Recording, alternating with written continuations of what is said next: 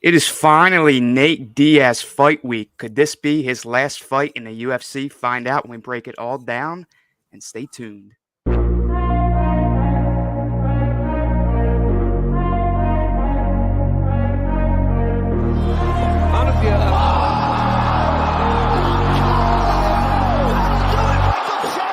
is a degenerate. Which is fun, but you got to be ready for that. But it's no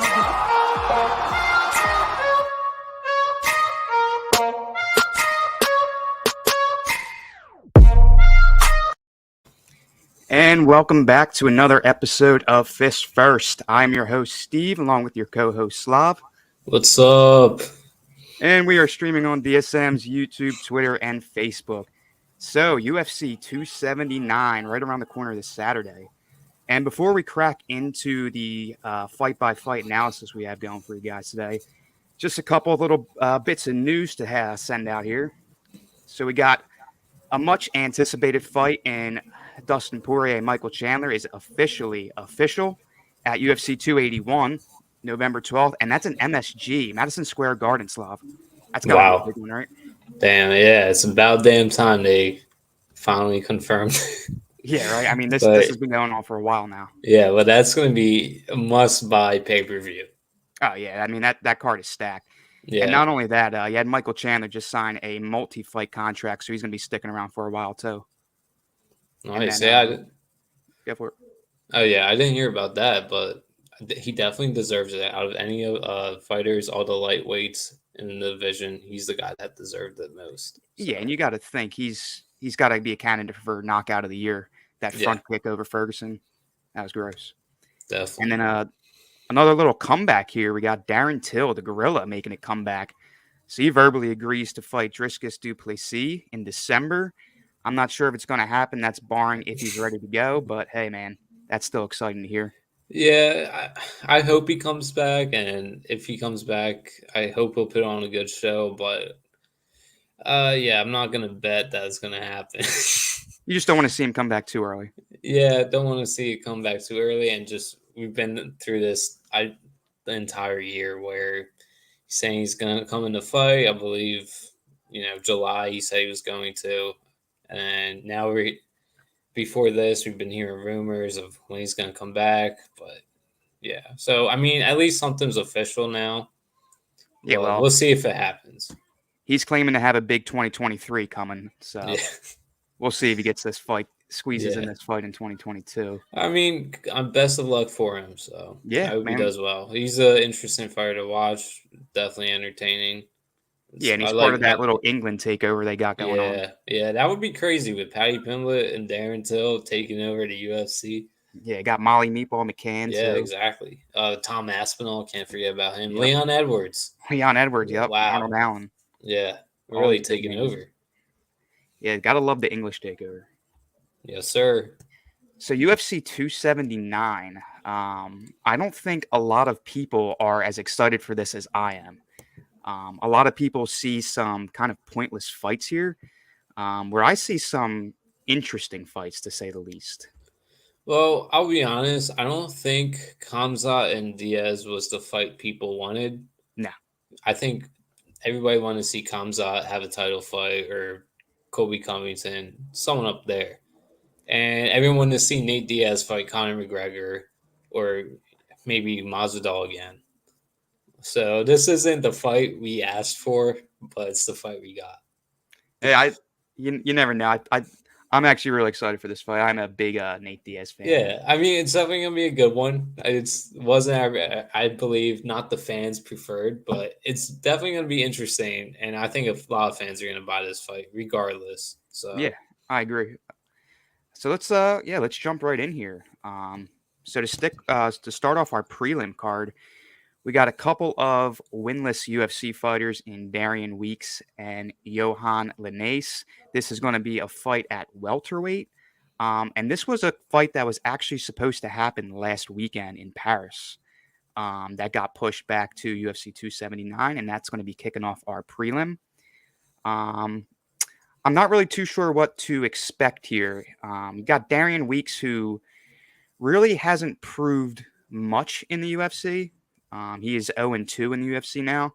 He is 5-2 professionally, but his only 2 losses are in the UFC. I think he might be a little outclassed, and this might be too much of a big step for him being in this promotion. And then you got got another guy who's 0-1 in the UFC, and Johan Linnaeus. Both guys are going to be battling out for the first win. It'll be an interesting one. I'm interested to see Johan Linnaeus' gas tank. You start to see him as his fights go on, start to get weaker, start to lose that stamina. So, will we see a quick finish here? It's definitely a potential. And on DraftKings, we have Darian Weeks is actually the favorite, sitting at minus 125. So I'm not sure if I like that favorite, to be honest, though. I think I do think Lanise has a little more MMA experience, so that could be a factor. Yeah. And Linnaeus is a 2021 Dana White Contender Series contract winner. Mm-hmm. So he's got that going for him too. But I do like Linnaeus here. And I do like. I agree. I'll go with Linnaeus as well. So just like that, Slav and I are starting off with an upset here. Kind of like it. I love the upsets, especially in fight number 1. Yes, sir. Moving on to the next fight here, we have an active member of the U.S. military fighting in this card, and that's in Elise Reed. Shout out to her. She's going to be taking on Melissa Martinez, a UFC debuter, and this is going to be a women's strawweight fight. Let me tell you something. This Melissa Martinez making her UFC debut. She's 7-0 professionally. All 7 wins via knockout. That's crazy. Here's the thing, though. Has not fought since 2019. Can she make that step with coming up on a 3-year layoff? Can she make that next step to the UFC? A lot of people talk about ring rust. Well, some people, it is a problem, but some people might take some time off and be as good as they are when they come back. So we'll see with her. Yeah, and she is the underdog, as I think people would expect. Mm-hmm. She's sitting at a plus 140, so she's a slight underdog, but an underdog nonetheless. Man, do you take the risk here? Do you take the risk and bet 2 underdogs to start this card off? You know what? I think it's worth it. Yeah, you like Melissa Martinez? I mean, ring rust, I think it's just, that's a myth. I mean, obviously, some people aren't going to be as good when they take a long layoff, but I think she's still young, 7-0, crazy knockouts. I think she'll be fine. Yeah, I think she got this. Not to disrespect a U.S. military member, but I think I'm taking Melissa Martinez here too. Yeah, I'm a sucker for UFC debuters, especially up and comers with a record like that. And then Reed 1-2 in the UFC, so it's kind of tough to think that she's gonna win, honestly. So I think Martinez has got a good shot of having a good UFC debut. Well, I like the way our little bet slip's going here. We're trying to cash in for big money, taking 2 upsets. Could be a good parlay. Yeah, right. Nice little early parlay, huh? Fight number 3 here. Speaking about up and comers, you got Chad Anheliger versus Ala Tenghali. Nice little Chinese name there. This is a fight that's going to be taking place at bantamweight, and we have another 2021 Dana White Contender Series contract winner in Chad Anheliger, who I think is currently, let me check DraftKings right here. He's actually currently the underdog, which is kind of surprising to me because to be honest, I'm not going to lie. I think I like the underdog here too. Yeah, I mean, I do like him. The thing about Alan Tangali, sorry, mispronouncing the name, but it's a tough one. Yeah, he's a wrestler, so yeah.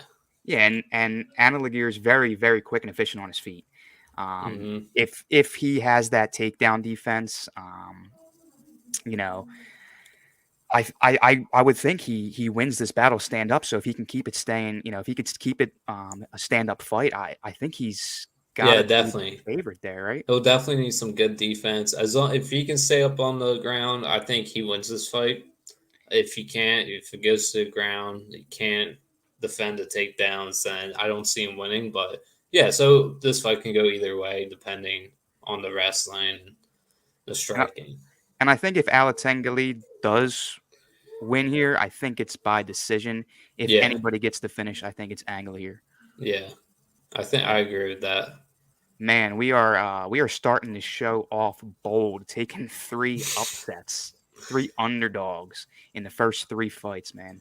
Man, yeah, this is crazy, Do honestly. uh do we keep it going here? Moving on to fight number 4, we got Norma Dumont taking on Danielle Wolf, and this is going to be in the women's featherweight division, which is actually a division that doesn't have any rankings, no official UFC rankings quite yet.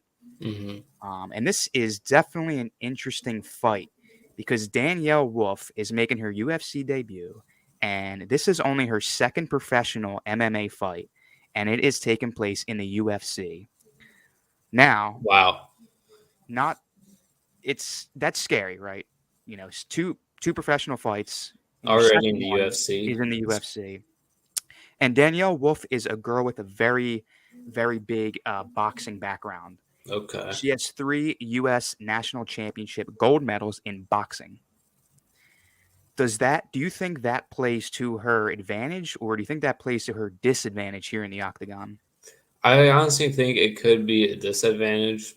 She's not going to be that good on the ground wrestling. Well, it depends. Maybe she trained for it, but boxers tend to not do so good in those areas, jiu-jitsu, submissions, all that kind of stuff on the ground. So it could be a disadvantage for her. And I'll tell you what, she doesn't have a terrible opponent across from her. You're talking about Norma Dumont, who has a 22% finish rate. A lot of her fights go to decision.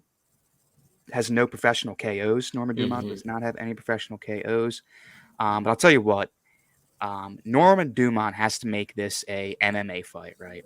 Because if she tries to go toe to toe with Danielle Wolf, the odds are that she's going to get KO'd, Yep, I agree. right? She's Uh, got, yeah, take it to the ground if she wants to win. shoot a lot of takedowns. I could see this being a boring fight because if Norma Dumont's going to be smart here and play to Hmm. win, she's going to shoot her takedowns, and I think she's going to try to get the points. And I think you're going to see this a long 15-minute fight going to decision. Yeah, if Dumont wants to stand up, then that's a stupid decision.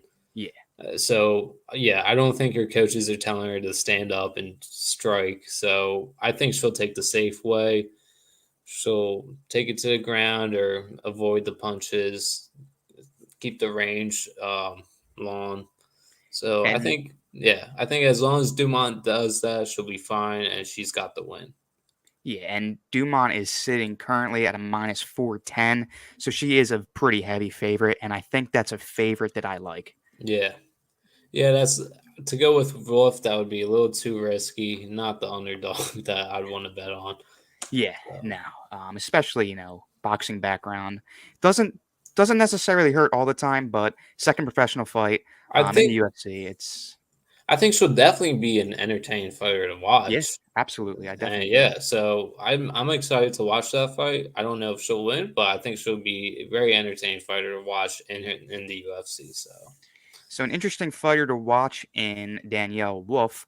And speaking about interesting fighters here, our next fight is probably one of the consensus most anticipated fight. I don't think it's the most anticipated, but it's definitely up there. And that is a heavyweight bout. Got Jake Collier taking on Chris Barnett. And let me tell you a little fun stat here.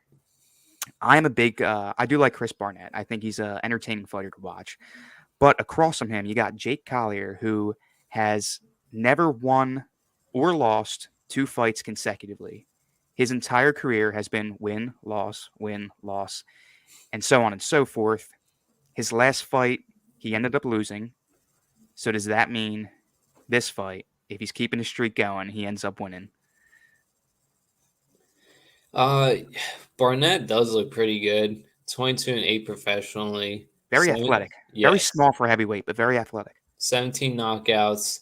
So will it keep going? No, I do not think it will keep going. I think he's finally going to get his second loss this week. You think Barnett takes this one? Yes, sir. And you got Barnett at a very, very, not very, I'd say a moderate underdog at a plus 340 odds here on DraftKings. Yeah, I'm going against the Collier's, win loss, win loss. I'm going against that. I think Streak breaks. the streak is going to break this weekend. It's Very going to be interesting. over. We'll see, man. The only thing that scares me is Barnett is 5'9". He's going to be fighting at a 3.5-inch reach disadvantage. We'll see how that plays out. I'm a sucker for reach advantages, especially being a heavyweight and being that small. I think I got to take Jake Collier here. I don't know. Them short people do good sometimes. Hey, you could be agile and small. Is Barnett agile though? I'm not sure. It's all about the heart. It's all about the heart. And them short guys usually do have some heart. You look at Volkanovski, man. Short dude tearing it up. He's quick though. Talk about agile. He is in and he's quick. Yeah. It's like a fly. You can't catch him. But this guy Barnett, he's got some nice knockout power. And the streak, I just think it's going to end. There's no way this streak can just keep going and keep going. It's got to end, and I think it's going to end soon this weekend.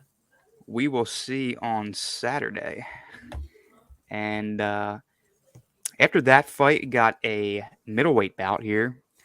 You have a Dana White Contender Series alum in Jamie Pickett versus Dennis T. Liulin. Very fun last name to pronounce.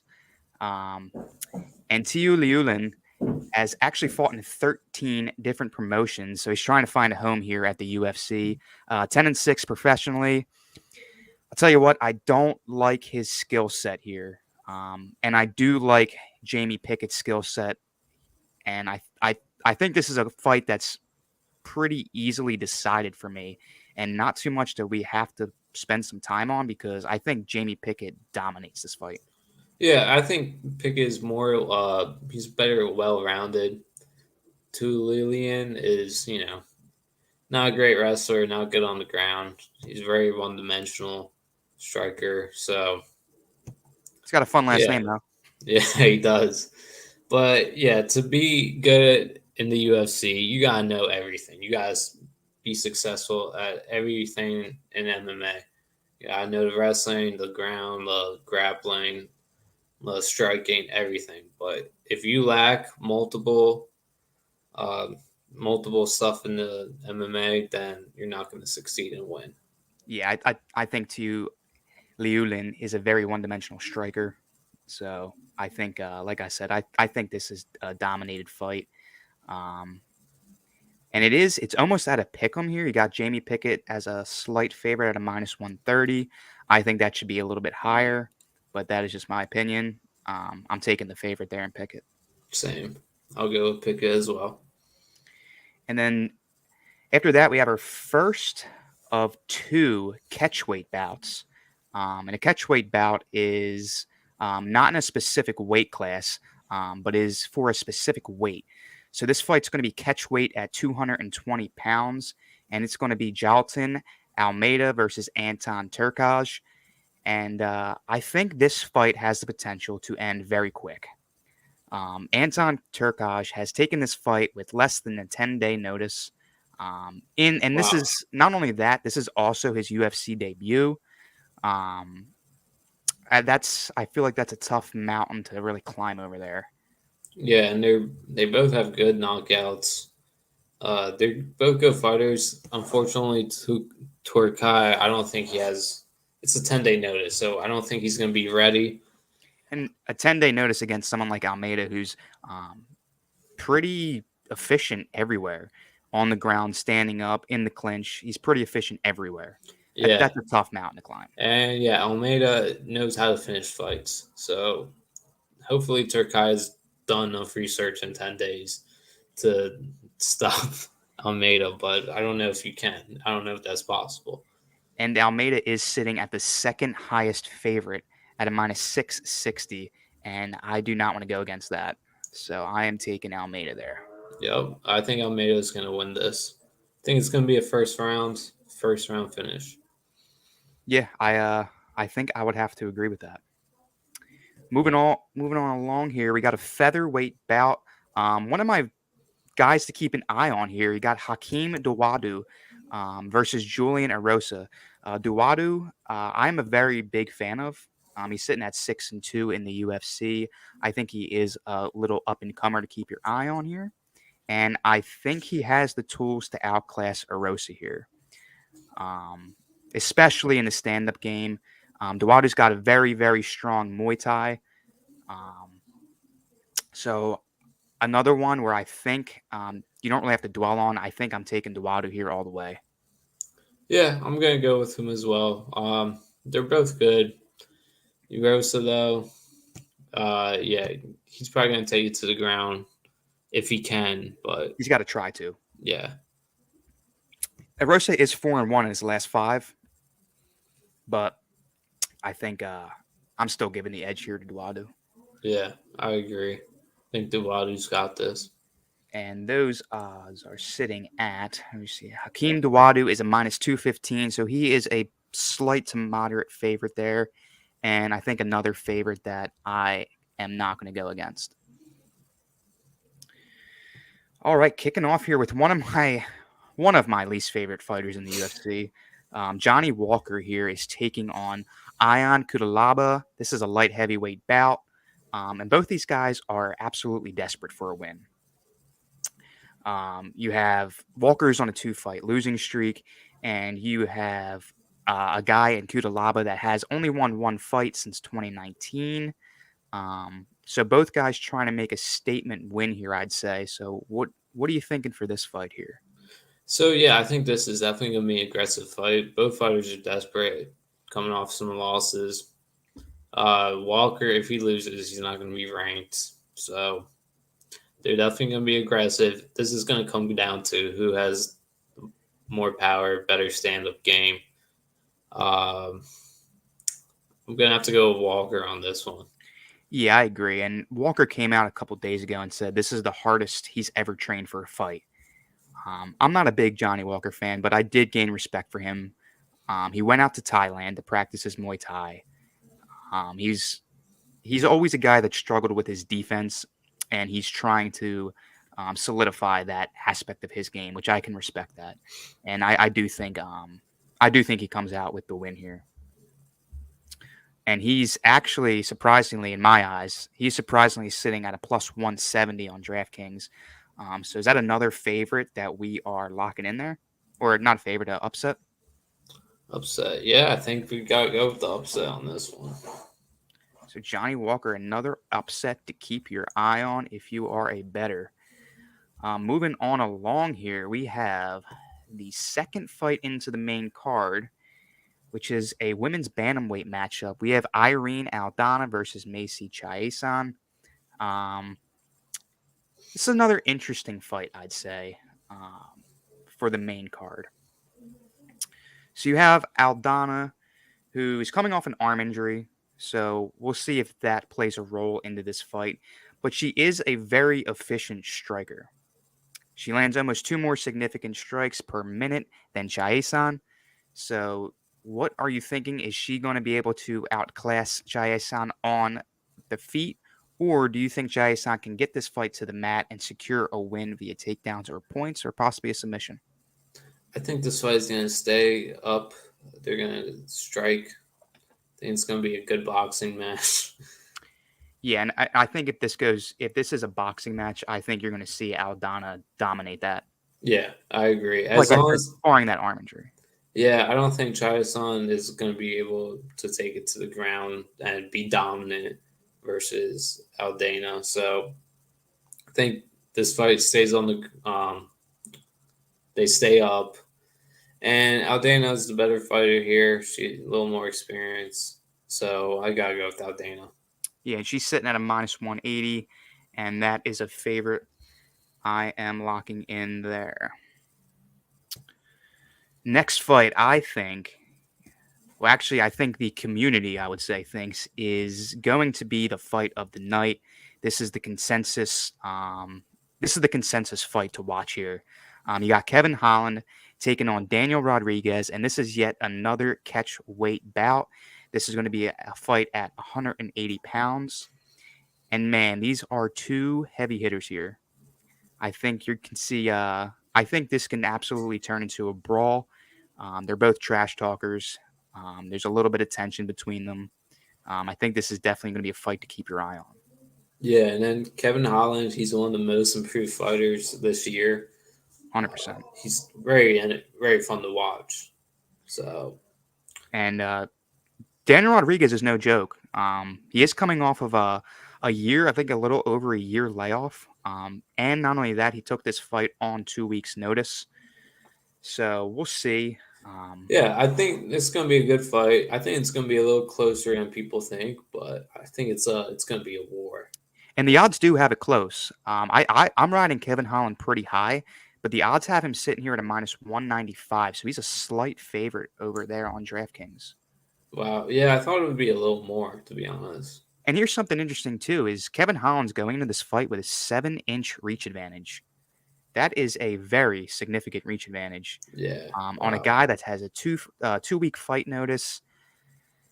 Man, I think those odds should be a little bit more in the favor of Holland Yeah, there. I think Colin deserves a little more respect. Yeah, right. And like you said with Buckley last week, unfortunately, Buckley couldn't get the job done in Yeah. Paris, but we put some respect on his name, and I think people are going to be putting a little bit more respect on Holland's name come Sunday morning after that fight. Yeah. And yeah, the last fight, Buckley, he lost, but he put up a good fight. So it's time Yeah, to start respecting these fighters.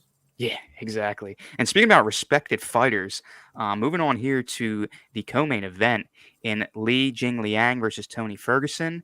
This is going to be a welterweight matchup. So you have Ferguson moving up to welterweight after his stint in the lightweight division.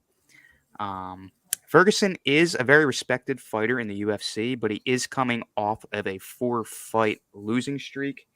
And man, do you think he's lost it, or do you think he can reinvent his career back here at welterweight? Yeah, so I think this move up to welterweight is going to be good for him. A lot of times you hear about older fighters, they deal with the weight cuts. It's not good for them. They get knocked out. And yeah, I think lightweight definitely affected Tony in the last fight. So I think welterweight's going to be good for Tony. I think he's going to be good there. And he has a good chance of winning and succeeding in welterweight. I don't think he'll make it to the title, No. unfortunately, but I think he's still got a couple years left, and I think Yeah. he can do a good job and He's have sitting some at good 38 fights. years old, so Yeah, he's going to make one final push, you would think. And he is back at home in his division where he won the Ultimate Fighter at welterweight. Um, a little interesting quote here is Daniel Cormier came out and said that he thinks this is a risky move. Um, After being KO'd pretty hard in the lightweight division, and that we talked about it earlier, that knockout Michael Chandler had over Ferguson. That's something that stays with you. And yeah. now he's going up and he's fighting heavier guys that hit harder. Mm. So I'm curious to see where he goes. I'm a Ferguson fan, but Li Jingliang is a tough matchup to welcome back because he is a hard hitter and he hits harder than those guys down at lightweight. Yeah, and he just won with a knockout too. His last fight. Yeah, Ferguson. Yeah, I don't think it's going to be tough for him to come back after a knockout like that. Like I've talked about Edwards, Leon Edwards, and Usman. It's going to be tough to come back from a knockout like that. So, but I think Ferguson is good mentally. I think he's got this. Yeah. Hey man, Steve, what's I messed up. I got to like restart again. We nah, got you're good. We're we got to good. cancel this. I don't know. Like I just kept thinking, okay, No, let's no, we're good. We're good. No, Ferguson, man. Yeah, no, it's tough to think what's going to happen with him moving forward.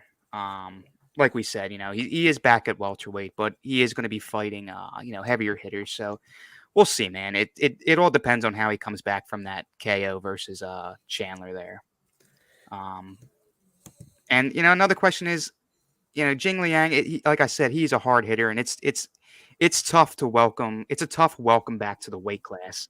Um, but I could kind of see Ferguson squeezing out a little bit of a win here, right? Yeah, I can see it too. I mean, Li Jingliang, he's good. He's hard hitter. He's good at wrestling. But Ferguson, something about Ferguson. He's got that grit.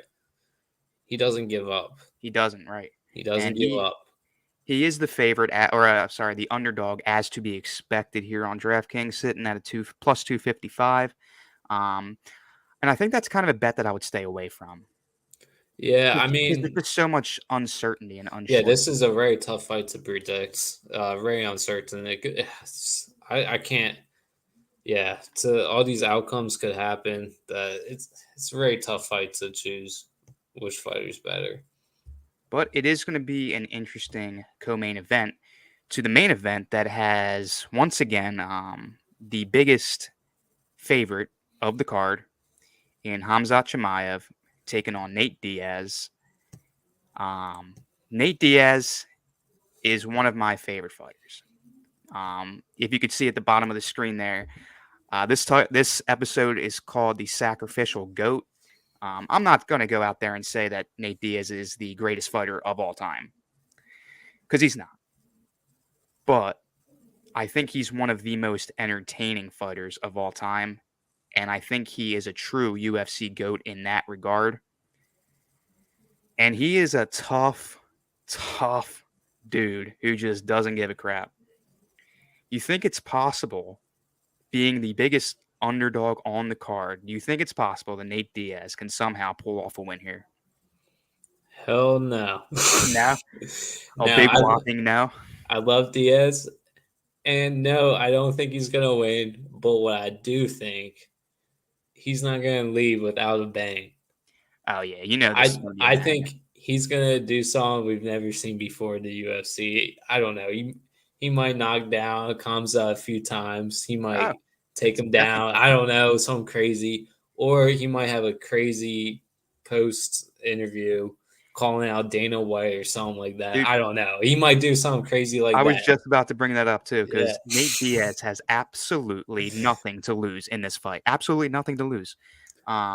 This is his last fight on the UFC contract, fighting a guy who he really didn't want to, not because he was scared, but out of respect. He's called out names like Dustin Poirier, Michael Chandler, Tony Ferguson. He's called out all these names that the UFC just didn't give him. So I It think he's sucks. coming into this fight with a little bit of animosity, right? Yeah. Yeah. I think he's motivated. He definitely wants to show the UFC that he still got it and he can take out one of their top guys and Yeah. up and coming guys. And call me crazy, like looking at these odds, call me crazy, but Chimaev has a ton of pressure on him. Yeah, I mean, Chimaev, I think he's going to think that Diaz is going to be really easy for him. Um, seeing those odds, Chimaev is going to be very confident. Think it's going to be easy. He might be a little too aggressive, try to get the knockout early, and that could actually be bad for Chimaev. So Nate Diaz might use that to his advantage and might be closer than people think. I do think this is going to be close, and if Nate Diaz does lose, which is very very likely. Unfortunately, I love Nate Diaz, but it is very unlikely that he gets this win. Yeah. But yeah, with his last UFC fight, he ain't leaving without a bang. We're Yeah, definitely gonna remember this fight. Something that Nate Diaz did. Just and like that. this is really the beginning for him in my Yeah. eyes. Yeah, I think. Because did you see he came out and said that he's going to apply for his promoter's license, Yeah, I Real did. Fight Incorporated. I wish I could say that tagline here that he has there, but I can't because the Nate Diaz way. There is some words that I'm just not allowed to say on here. But yeah, if this is only the beginning for Nate Diaz, and we'll see what happens. I'm very excited for this fight. Even if it's a blowout, it's going to be entertaining. So that is definitely a fight. And if you're a new UFC fan, go check out Nate Diaz. Go check out his fights. Go check out McGregor versus Diaz one. You're in for a treat when you watch this guy fight. And let's see to end it off here. Slav, you took week 1 in our little draft here. Yeah. Having 6 points to my 3. You had 2 perfect fights. Like I said on Monday, Buckley just couldn't get the job done for you there. So to Yeah, wrap he this, let me down that week. he let us both All down. right. I did have money on Buckley. I thought he could be that. Thought he could have that Rocky Balboa story. I called it Yeah, the Rocky 4 fight. it would have been a good story if he just kept winning, but So to end it off here, let's just do our week 2 in September draft. You had the first pick last week, so the first pick's going to go to me this week. And with that first pick, I am taking Jalton Almeida via submission. Hope that pays off for me. And Slob, who you taking with your first pick there? Whew. I think I'm gonna go Kevin Holland knockout round 2. Holland knockout. Yeah. I like it. Fighting a guy with a 2-week notice there.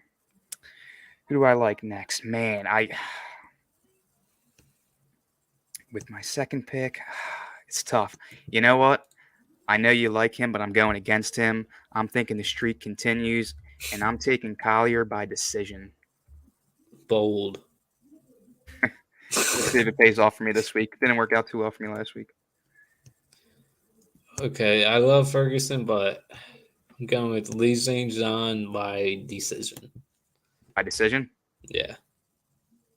You're saving Ferguson from a KO there. I like it. And then, you know what? If he doesn't get the job done, I don't care. I'm going Nate Diaz.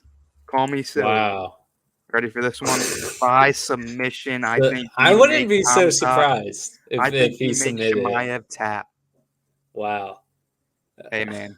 Go big or go home, right? If Diaz does win, I think it will be a submission. Yeah, I agree. I got to rep my boy, even though I think Chimaev is going to win that fight. I got to take my boy here. Yeah, that's a good one. But yeah, I don't think it'll work. We'll see, man. I hope. I actually want you to win that one. That would be fun to watch. That'd be sick. That would be sick. My next one, I'm gonna have to go with Johnny Walker, round 1, knockout. Oh yeah, KO Yeah. going for the knockout sweep here on the draft, huh? Yes, sir. Oh, actually, the Zhang Zhang was decision. That was decision. That's Yeah. right. That's my fault. Change that there. So Jing Liang. That's right. You were saving Ferguson from KO. Alrighty. So that is our locked in picks for the second week here. UFC 279. And man, are we going to have a lot to discuss come Monday. Like always, thank you guys for watching. Thank you again for DSM Media as usual. Don't forget to hit that subscribe, like, or follow button. And yeah, check us out Monday where we are going to break down all this potential carnage that's going to happen. And you guys sit back and enjoy UFC 279 like we are. Peace out, guys.